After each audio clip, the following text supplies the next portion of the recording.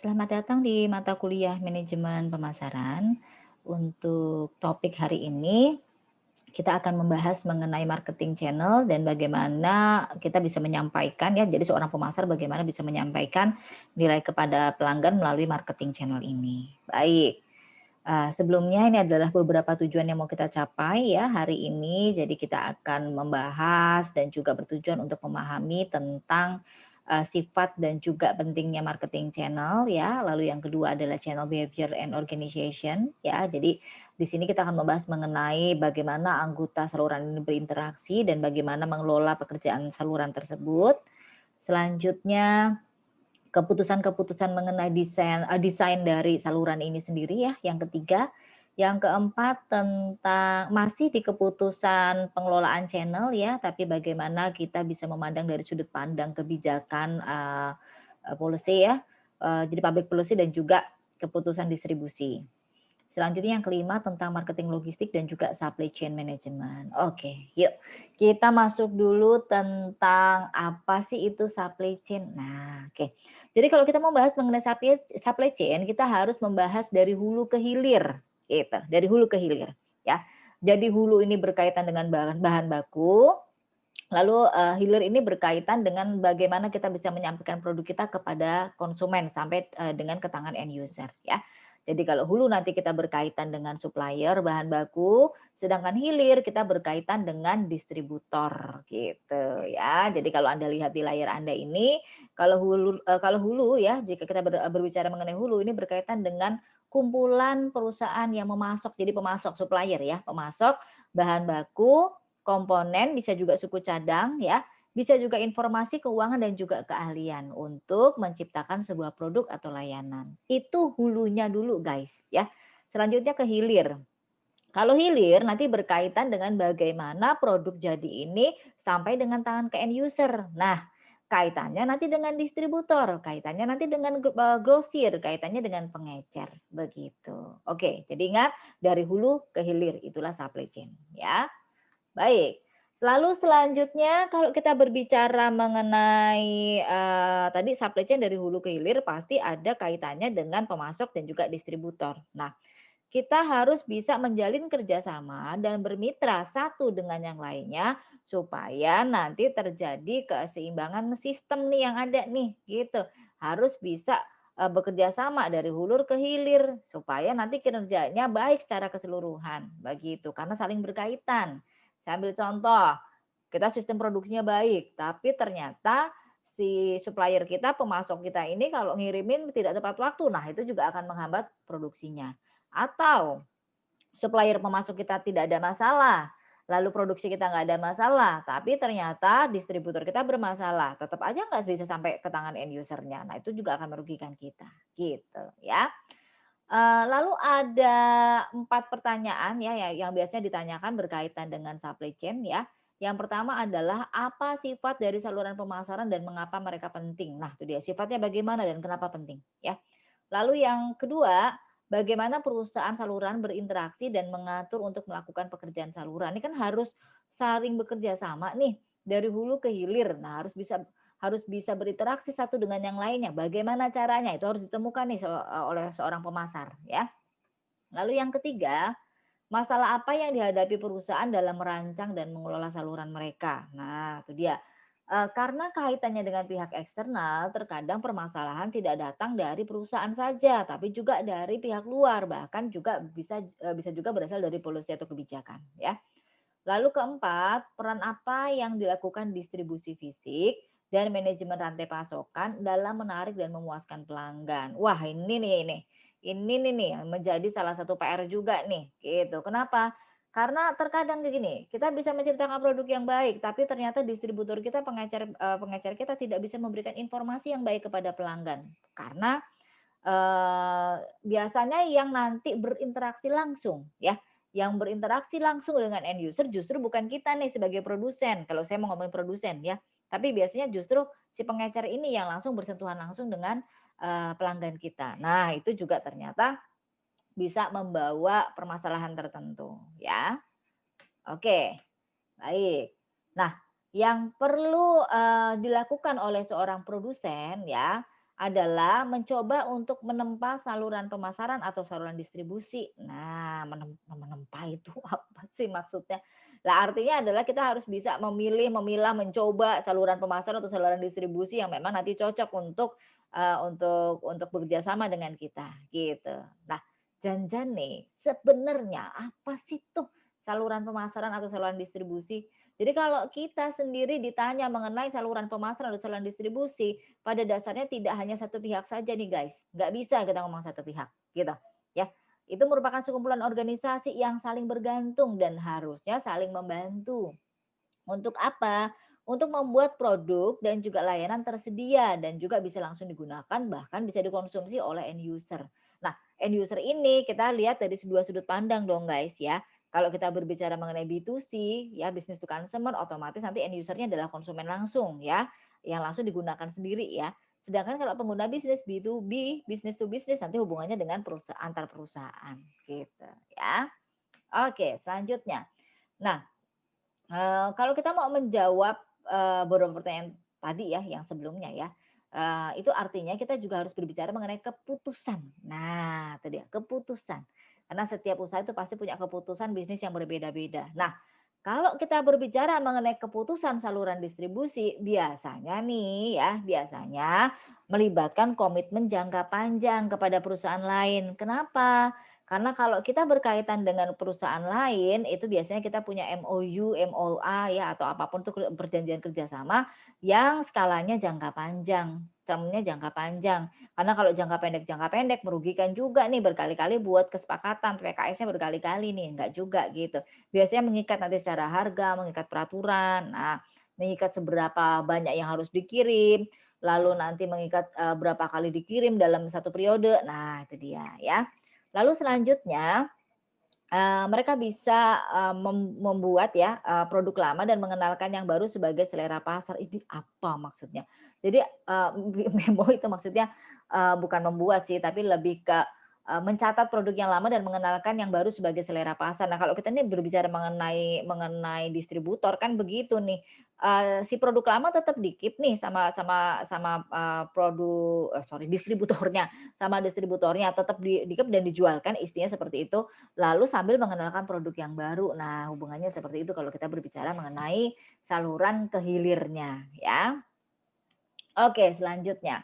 Tetapi saat mereka membuat saluran distribusi melalui kontrak dengan pemegang waralaba, dealer independen atau pengecer besar, mereka tidak dapat dengan mudah mengganti saluran ini dengan perusahaan atau situs internet jika kondisinya berubah. Artinya kalau ada kontrak itemnya jangka panjang, long termnya modelnya long term kontraknya, itu kita nggak bisa yang namanya mengganti sewaktu-waktu, "Eh, gua nggak puas sama lu," gitu, "terus berubah ya, aku udah nggak mau lagi kerja sama." Nggak bisa, yang namanya bisnis to bisnis nggak bisa seperti itu, gitu loh. Nggak bisa putus nyambung kayak kamu sama pacar, nggak bisa kayak begitu. Jadi, memang harus ada kesepakatan yang harus dipenuhi terlebih dahulu, kontraknya 5 tahun, ya selesaikan 5 tahun, after that baru kita ubah. Atau sebelum kita ubah, kita berjalan 2 saluran distribusi itu nggak masalah.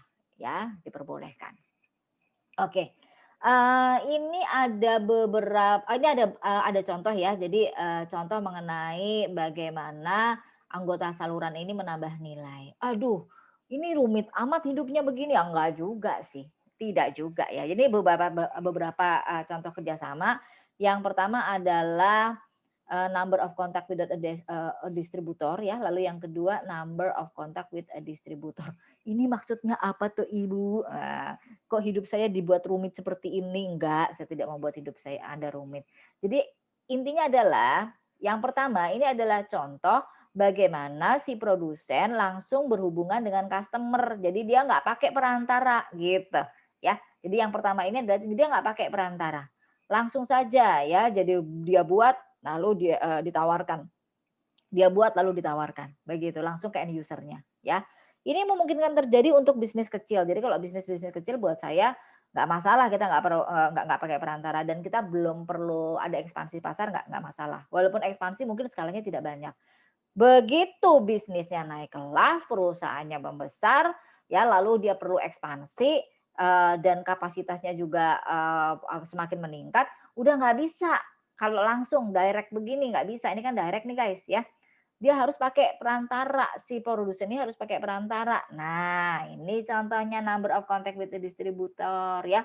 Jadi, si perusahaan manufacturer dia nggak bisa langsung ke customer, dia melalui perantara dulu. Apa sih keuntungannya? Keuntungannya berarti dia akan dibantu oleh orang lain, gitu ya.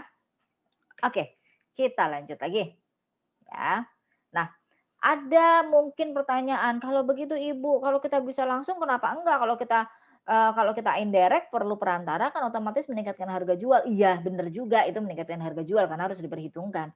Tapi ada beberapa hal yang bisa kita ambil sebagai sebuah keuntungan kalau kita, apa ya namanya, bekerja sama gitu loh, bekerja sama dengan mitra gitu, dengan mitra. Oke, kita lihat di sini.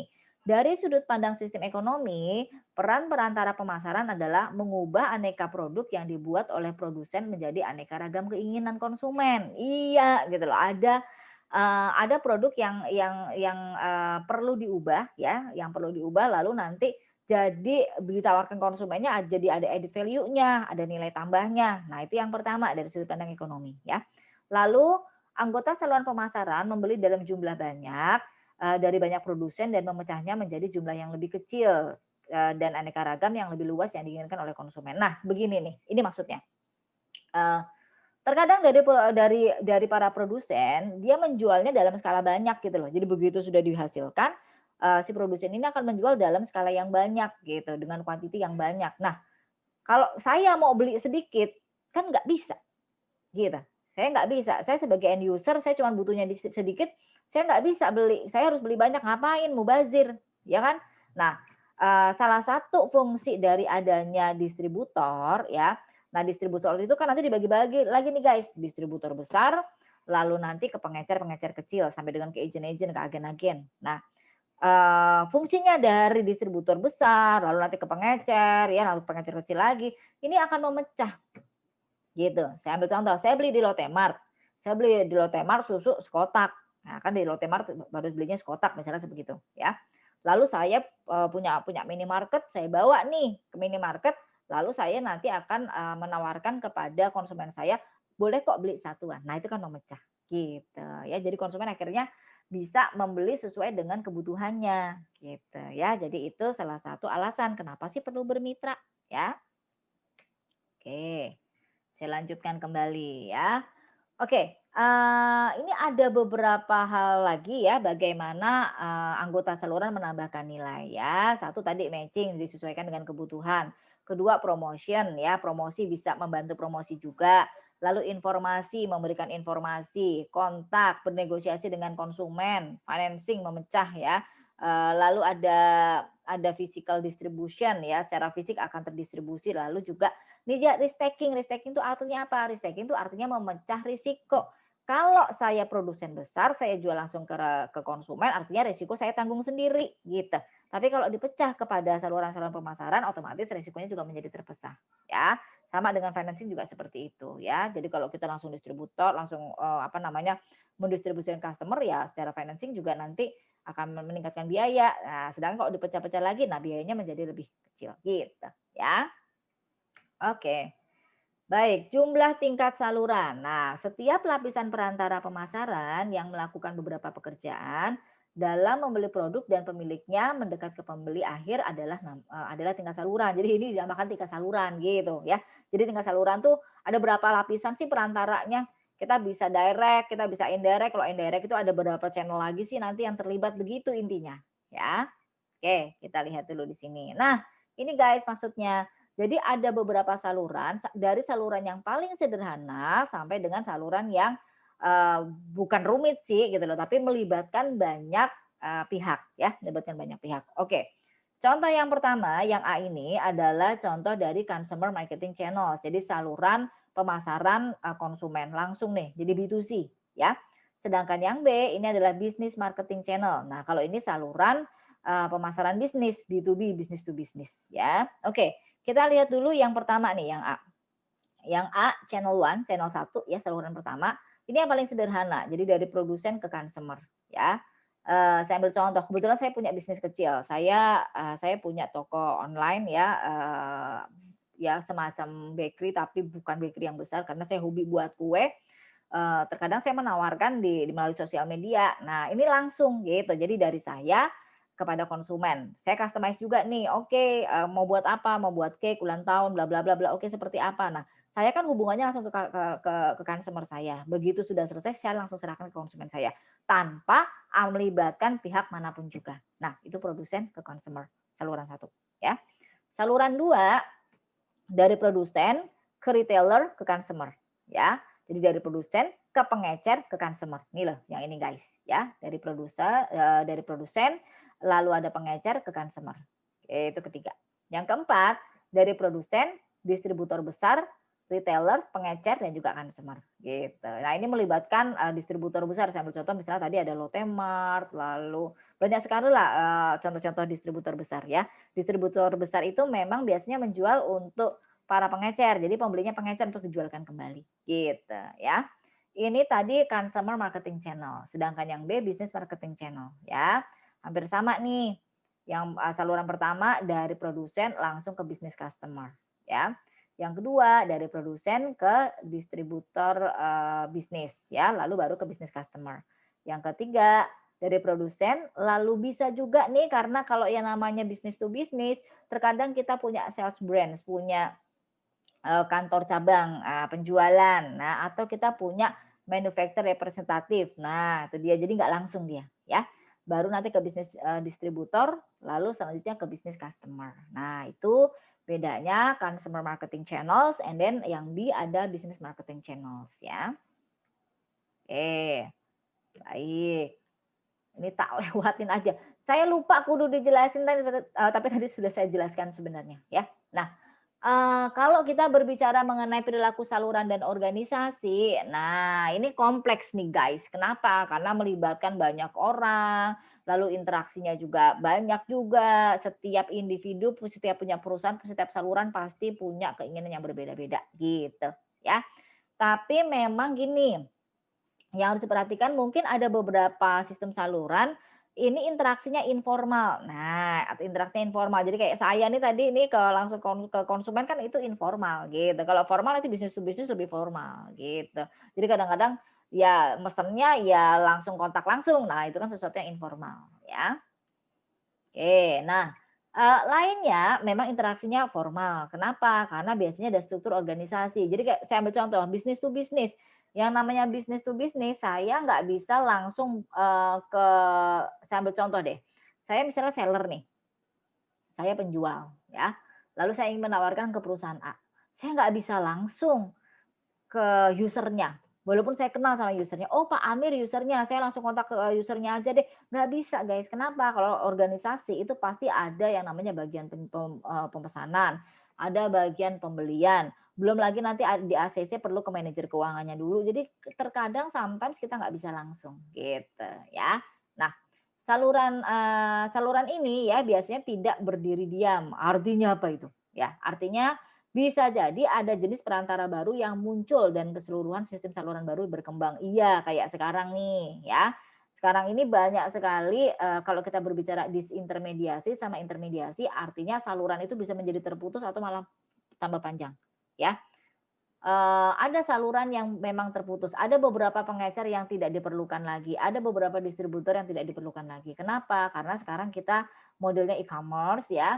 Nah, kalau e-commerce seperti itu, sekarang kita ada reseller dan lain sebagainya. Nah, gitu. Jadi mengubah bentuk saluran pada saat ini, gitu ya. Nah, oke. Jadi memang kita melihat perilaku saluran dan bagaimana anggota mengatur untuk melakukan pekerjaan saluran itu sendiri. Channel behavior tadi, ya memang harus bekerja ya dengan, demi kepentingan bersama tergantung sama satu dengan yang lainnya gitu. Ini saya, skip aja karena ini sebenarnya sudah saya jelaskan tadi. Oke baik. Nah, bisa nggak Bu, ada konflik? Oh ya bisa, namanya juga kerjasama dengan banyak pihak pasti bisa, pasti ada konflik lah. Ya bisa jadi konfliknya ini horizontal ya, jadi antar firm itu sendiri di level yang sama, lalu bisa juga vertikal ya. Kalau vertikal itu memang, beda nih konfliknya nih antar level gitu. Jadi kalau saya nanti berkonflik dengan manajer keuangannya perusahaan A, padahal saya karyawan biasa, ya nggak iso itu, susah itu nanti. Nah itu contoh dari vertikal konflik ya. Oke. Waduh, ini saya ngerekam pas siang-siang, pas jam makan siang belum sempet makan pagi. Ngelihat begini, aduh ini juga nih, ngiler juga nih ya. Ini, apa sih ini, Taste the Unfried Side of KFC. Oh, oke. Jadi, ini ya ini menggambarkan bahwa menawarkan bahwa ternyata, KFC ada juga nih produk yang nggak di-fried, nggak digoreng gitu ya. Oke, selanjutnya ada yang namanya MDS. Apa itu MDS? Bukan modus ya. Jadi MDS adalah multi channel distribution system ya. Apa itu? MDS ini sendiri adalah sistem distribusi yang memang di mana satu perusahaan menetapkan atau menggunakan lebih dari satu jalur pemasaran untuk menjangkau satu atau lebih segmen yang ada. Jadi dia pakai banyak saluran begitu aja. Ini saya nggak ngikutin definisi plug supaya Anda paham gitu ya. Jadi pada dasarnya menggunakan berbagai macam, saluran, nggak cuma satu dia pakai, gitu ya. Memang bisa digunakan untuk perusahaan yang memang menghadapi pangsa pasar besar, jadi banyak nih pangsa pasarnya dan juga kompleks, beragam. Nah, kalau cuma pakai satu susah hidupnya nanti, dia akan sulit untuk menyampaikan kepada konsumen ya. Jadi, ini adalah multi channel distribution system. Oke, nah ini contohnya ya. Jadi artinya ini sebenarnya tadi yang sudah saya jelaskan. Jadi perusahaan itu pada dasarnya bisa menggunakan lebih dari satu channel aja nih guys, gitu. Jadi dia bisa pakai berapa channel. Nah ini contohnya bisa pakai 4 channel. Langsung sekaligus. Nah, dari produsen ke customer segmen, lalu dari produsen ke segmen 2, lalu segmen 1, segmen 2 ya, itu dia. Oke, baik. Kita lanjutkan lagi. Lalu bisa nggak, apa namanya, ada perubahan gitu di saluran pemasaran ini? Oh ya bisa bisa. Ini bisa terjadi apalagi dengan adanya teknologi informasi saat ini ya. Jadi yang namanya internet itu ternyata merubah tatanan saluran pemasaran, tuh, ya. Nah, di pemasaran ada yang namanya disintermediasi. Apa itu disintermediasi? Disintermediasi adalah pemotongan perantara pemasaran oleh produsen produk atau layanan atau pemindahan reseller tradisional oleh jenis perantara baru yang radikal. Maksudnya benar-benar diubah besar-besaran gitu ya. Jadi saya ambil contoh deh sekarang. Yang namanya majalah ya, majalah hard copy gitu. Saya dulu penggemar zaman saya dulu remaja, saya suka baca Gadis. Saya beranjak agak matang, saya bacanya Cosmopolitan ya. Gaya saya. Terakhir saya suka baca Femina karena ada kolom bisnisnya ya. Nah, pertanyaannya adalah, coba deh 2 3 tahun lagi masih bertahan nggak? Orang sekarang aja sudah mulai ditinggalkan, sudah ada banyak majalah yang memberhentikan, penerbitannya. Nah, itu dia, ya. Sekarang beralih ke e-magazine, electronic magazine, itu dia, sudah beralih ke situ. Nah, akhirnya banyak sekali bukan banyak ya, tapi akhirnya ada pihak perantara yang terpangkas di situ, gitu, ya. Jadi seperti agen penjualan, agen majalah itu sekarang sudah tidak ada, ya. Lalu, kalau kalau kita lihat di, lampu merah itu kan banyak tukang koran ya, sekarang sudah mulai berkurang juga ya, ya itulah contohnya ya, karena sekarang sudah menjadi e-magazine, jadi sekarang, para penerbit ini memilih untuk, apa namanya, membuat majalah yang bisa diakses, pemasukannya dari mana ya, bisa dari iklan ya, bisa bisa dari subscribe dan lain sebagainya ya. Nah, tapi guys, disintermediasi ini bisa jadi menghadirkan peluang dan juga masalah bagi produsen dan reseller gitu. Akhirnya muncul nih, kalau sekarang yang namanya pengecer-pengecer tidak lagi offline, tapi sekarang sudah modelnya reseller ini kan sudah modelnya online nih. Saya nggak perlu nyimpen barang. Kalau dulu kan kalau saya mau jadi agen gitu kan saya harus nyimpen barang nih. Saya harus nyimpen barang di tempat saya lalu saya kirim di tempat saya. Sekarang nggak, kan modelnya reseller. Gitu. Barang tetap ada di mereka, lalu ada di produsen misalnya ya, lalu nanti kita membantu menjualkannya, kirimnya dari pihak produsennya, itu dia ya. Oke, baik. Nah, Memang banyak sekali inovasi-inovasi baru dalam saluran atau inovator saluran ya. Jadi bagaimana menemukan cara baru untuk menambah nilai bagi saluran dan menggantikan reseller tradisional dan menuai hasilnya, itu dia ya. Harus inovasi kalau enggak ya nanti akan tersingkir, gitu. Oke, saya lanjutkan kembali. Jadi ada beberapa keputusan desain, saluran di sini ya, memang memerlukan beberapa analisis kebutuhan konsumen, menetapkan, sasaran saluran, mengidentifikasi alternatif saluran ya, dan kita memang harus bisa sebelum kita memutuskan kita harus bisa mengidentifikasi dan menganalisis sebenarnya. Itu aja sih sebenarnya, apa sih kebutuhan konsumen? Nah, bagaimana kita nanti menyetingnya sesuai dengan apa namanya, tujuannya ya. Oke, saya lanjutkan kembali. Selanjutnya, menganalisis kebutuhan konsumen ada beberapa step di sini ya. Yang pertama adalah setiap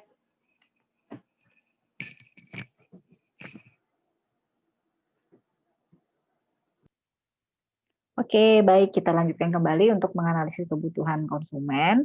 Jadi di sini, yang pertama memang kita harus bisa menganalisis kebutuhan konsumen. Yang pasti gini, setiap level itu kan memang harus ada penambahan nilai nih, apa sih penambahan nilai bagi konsumen yang memang nanti menjadi sebuah achieve yang memang harus mau dicapai, begitu ya. Lalu, biasanya setelah kita sudah tahu itu, nah baru nanti merancang saluran yang memang dimulai dari apa sih yang diinginkan dari konsumen saluran tersebut, begitu ya.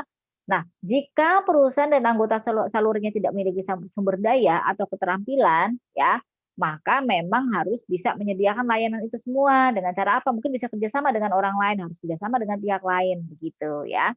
Dan yang perlu dipertimbangkan lagi selain itu memang, memberikan tingkat layanan yang lebih baik ya, yang lebih baik ini biasanya menghasilkan biaya yang lebih tinggi juga gitu. Jadi kalau kita mau bikin layanan yang baik ya otomatis, biayanya juga lebih tinggi gitu. Nah kalau biayanya lebih tinggi, nanti harganya juga akan meningkat ya. Dan, kalau kita berbicara mengenai retail, nah keberhasilan dari retail diskon memang menunjukkan bahwa konsumen akan sering menerima tingkat layanan yang lebih rendah dibandingkan dengan, imbalan harga yang lebih rendah, begitu. Jadi tingkat layanannya lebih rendah dengan, imbalan harga yang lebih rendah tuh maksudnya begini, kalau kita mendapatkan, produk dengan harga yang rendah, itu biasanya kita nggak bisa expect terlalu banyak kan, jadi layanannya juga terbatas, itu maksudnya, ya.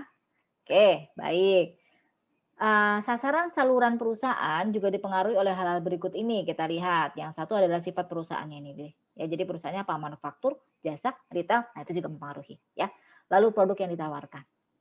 Lalu selanjutnya yang ketiga adalah perantara pemasaran, pesaing dan juga lingkungannya ya.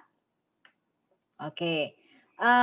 Ada beberapa kasus nih ya, ada beberapa kasus ya, yang, memang perusahaannya mungkin ingin bersaing di atau di dekat garai yang sama, dengan pesaingnya. Ini bahasanya mungkin agak sedikit rumit. Jadi dalam arti kata lain begini, terkadang ada beberapa perusahaan yang mereka tuh berani head to head. Jadi mereka bersaing dan dia buka gerainya di dekat dengan produk pesaingnya. Nah, gitu maksudnya ya. Jadi saya ambil contoh, di mana ada Alfamart, di situ ada Indomaret head to head dia, berani. Nah, nggak apa-apa, nggak masalah, begitu ya. Tapi ada kasus lain yang perusahaan ini, "Aduh, aku buka geraiku, buka tokoku, aku nggak mau deket-deket orang deh, nggak mau deket pesaingku, aku pengen cari peluang di mana orang belum banyak yang buka hal tersebut," gitu ya, itu contohnya. Boleh aja kok ya. Tapi pada akhirnya faktor lingkungan seperti kondisi ekonomi dan kendala hukum ya, sorry, dapat mempengaruhi sasaran dan juga desain saluran. Nah, saya ambil contoh di Indonesia sendiri yang namanya apotek itu ada aturannya. Jadi ada pembatasan jarak, radius ya, baru boleh buka apotek lagi ya, gitu. Jadi kalau sudah ada satu izin di lokasi tertentu dia nggak boleh izin lagi, gitu. Di beberapa daerah di Indonesia itu tidak memperbolehkan adanya minimarket modern seperti Indomaret sama Alfamart tuh nggak boleh. Bolehnya adalah, toko-toko tradisional, toko-toko kelontong gitu. Oke, kita lihat di sini ada 3 alternatif saluran utama ya. Yang pertama adalah kita harus mempertimbangkan apa tipenya, lalu, bagaimana ya, atau berapa jumlahnya dan serta tanggung jawab masing-masing anggota saluran. Oke, kita lihat dulu tipe perantara ya. Jadi, saya ambil contoh sampai saat ini, kalau kita mungkin Anda pernah mendapatkan informasi bahwa Dell sampai saat ini dia melakukan direct marketing dia dari langsung ya ke konsumen akhirnya. Melalui apa? Melalui saluran internet gitu. Itu contohnya. Nah, Dell juga menjual langsung pembeli korporat. Jadi pembeli korporat itu pembeli perusahaan ya, institusi ya, dengan menggunakan personal selling, tenaga penjualan ya. Namun untuk menjangkau lebih banyak konsumen dan mencocokkan pesaing ya, ini juga akhirnya menjual secara tidak langsung nih si Dell nih sekarang nih, melalui Best Buy, Staples dan juga Walmart ya. Jadi dia menggunakan direct and juga indirect marketing ya. Oke. Nah, saat ini Dell juga menjual secara tidak langsung ke reseller untuk apa? Untuk mendapatkan added value. Jadi ada distributor independen ya dan dealer yang mengembangkan sistem dan aplikasi komputer yang disesuaikan dengan kebutuhan khusus pelanggan kecil dan menengah. Jadi targetnya nggak cuma sekedar kebetulan targetnya banyak gitu si si Dell ini nggak cuman, apa namanya, pengguna individu personal, tapi institusi dan juga bisnis-bisnis kecil juga menjadi salah satu, target dari Dell ini ya. Nah, lalu kalau kita berbicara mengenai saluran distribusi ya berdasarkan jumlahnya. Nah, nih berdasarkan jumlahnya. Dibagi menjadi 3, ada intensif, ada eksklusif, ada selektif ya. Intensif, eksklusif, dan juga selektif. Intensif biasanya strateginya ini memang memasukkan produk mereka ke dalam sebanyak mungkin gerai gitu. Ya, jadi artinya menggunakan banyak sekali saluran, atau perantara pemasaran, di mana aja ada, di toko mana aja ada. Nah, ini cocok untuk barang-barang kebutuhan umum, karena kalau barang-barang kebutuhan sehari-hari. Kalau yang namanya barang kebutuhan sehari-hari kan kita harus mudah nih untuk mendapatkannya. Jadi ada di toko kelontong, ada di minimarket, ada di pasar swalayan. Nah, itu namanya intensive distribution. Jadi strateginya menggunakan sebanyak mungkin saluran perantara atau perantara pemasaran ya. Lalu exclusive distribution. Nah, exclusive distribution ini produsen hanya memberikan sejumlah terbatas hak eksklusif kepada distributor untuk mendistribusikan produknya di wilayah mereka. Begitu ya. Jadi artinya diberikan hak khusus nih. Jadi di setiap daerah tidak banyak yang ada, bahkan mungkin cuma satu gitu. Nah, ini sering ditemukan dalam distribusi merek mewah ya. Jadi ambil contoh, misalnya Harley Davidson punya satu perwakilan, apa sih namanya, perwakilan penjualannya di Indonesia ya, atau memberikan hak khusus kepada sebuah perusahaan untuk menjualkan produknya. Cuma satu aja di Indonesia, ya sambil contoh begitu. Itu pernah ada case seperti itu, ya hanya satu yang ada di Indonesia. Lalu selective distribution. Selective distribution, penggunaan lebih dari satu, tapi tidak semua perantara yang mau menjadi perantara produk perusahaan ya. Sebagian besar merek televisi, furniture, dan alat rumah didistribusikan dengan cara ini. Jadi lebih dari satu, tapi tidak semua perantara yang mau menjadi perantara produk perusahaan. Ya, jadi dia bisa artinya apa sih? Artinya kalau selektif itu dia bisa memilih, tapi perantara itu pada dasarnya kan bisa menjual produk apapun juga. Saya ambil contoh kalau di toko elektronik gitu kan dia tidak khusus menjual tidak khusus untuk menjual, merek tertentu saja. Begitu misalnya contohnya ya. Jadi sebagian besar untuk televisi, furniture ya, begitu ya. Oke, saya lanjutkan kembali. Tanggung jawabnya memang harus tahu nih, salah satunya adalah kebijakan harga, kondisi penjualan, hak teritori boleh jual sampai daerah mana. Nah, itu. Tadi kan kita punya eksklusif nih, distribution. Nah, itu dia ya, boleh memasarkan sampai daerah mana itu contohnya ya.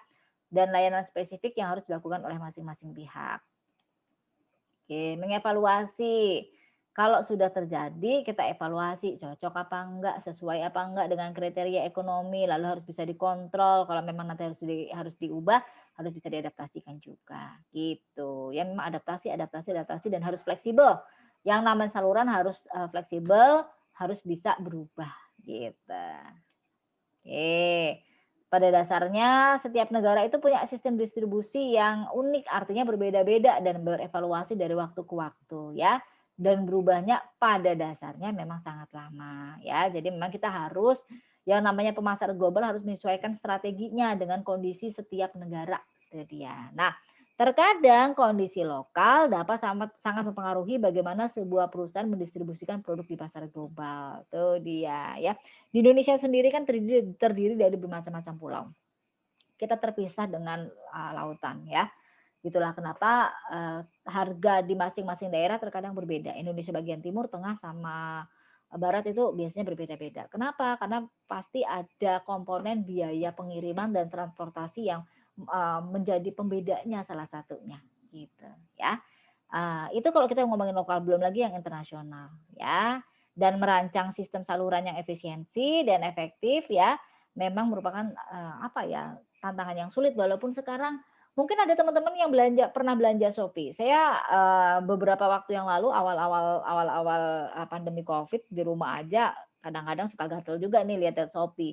Saya coba untuk melakukan transaksi internasional, saya beli dari Korea, saya beli dari beberapa negara di luar, ternyata ongkirnya murah kok, nggak mahal juga gitu dan waktu pengirimannya juga nggak sampai 2 minggu udah sampai Jogja, bayangin ya, nggak sampai 2 minggu udah sampai Jogja. Nah, menurut saya, sekarang teknologi informasi tuh memang sangat membantu, apa namanya, berubahnya saluran pemasaran ini jadi mempersingkat sebenarnya, kita nggak perlu pakai reseller lagi, kita bisa langsung ke dari seller langsung ke buyer ya, paling nanti melibatkan satu perusahaan lagi yaitu perusahaan ekspedisi atau pengiriman, ya itu contohnya. Jadi ini sebenarnya disintermediasi yang juga membawa sebuah intermediasi, gitu. Ya. Lalu dikelola ya, harus memang dikelola untuk apa? Memilih, mengelola dan memotivasi anggota saluran. Dan kita juga harus bisa mengevaluasinya dari waktu ke waktu. Kenapa? Karena sometimes bisa jadi memang harus berubah ya sesuai. Dulu kita nggak pernah kepikiran bahwa ternyata kita bisa menggunakan teknologi informasi internet ini ya, tapi ternyata sekarang kita sudah lumrah menggunakannya ya. Kita sudah tidak lagi menggunakan saluran beberapa perantara yang modelnya tradisional. Oke, nah beberapa keputusan manajemen saluran, yaitu di sini kalau kita lihat ada 3, 1 memilih anggotanya, kedua mengelola dan motivasi dan juga mengevaluasinya, ya sama dengan tadi ya. Keputusannya, keputusan kebijakan publik dan distribusi, kalau kita lihat, yang pertama kita mau melihat ada yang namanya exclusive distribution, yang tadi loh sempat saya singgung tuh loh, ya kalau exclusive distribution kan hanya memperbolehkan atau memberikan satu hak saja ya atau terbatas lah hanya beberapa orang atau beberapa perusahaan yang punya hak untuk bisa memasarkan. Nih sama nih. Jadi exclusive distribution, penjual hanya mengizinkan gerai tertentu untuk membawa produknya, gitu. Nah, biasanya dealingnya juga eksklusif ya. Penjual mensyaratkan agar dealer tidak menangani produk bersaing. Jadi kalau kamu gitu, kamu mau jual produk aku, kamu nggak boleh yang namanya jual produk lain gitu ya. Mungkin saya bisa ambil contoh, saya tahu mungkin ada yang pernah punya toko kelontong atau minimarket gitu loh ya. Kalau Sosro ya, jadi teh botol Sosro itu loh, sudah kerjasama dengan Anda dan Anda bisa dapat kulkas gitu.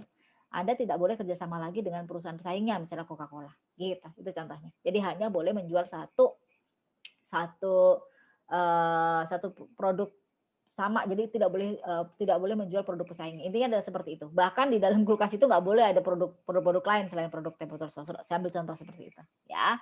Tapi ini tidak tepat sih contohnya. Kenapa? Karena biasanya kalau eksklusif itu biasanya benar-benar produk-produknya produk-produk barang mewah. Jadi sampai kamu cuman boleh menjual dari sini sampai sini doang ya. Yang di daerah lain itu nanti orang lain gitu. Dan tidak boleh menjual produk lain yang menjadi pesaingnya. Oke. Baik. Oke, jadi memang pada dasarnya pada saat ini pasar global ya lebih mudah ya.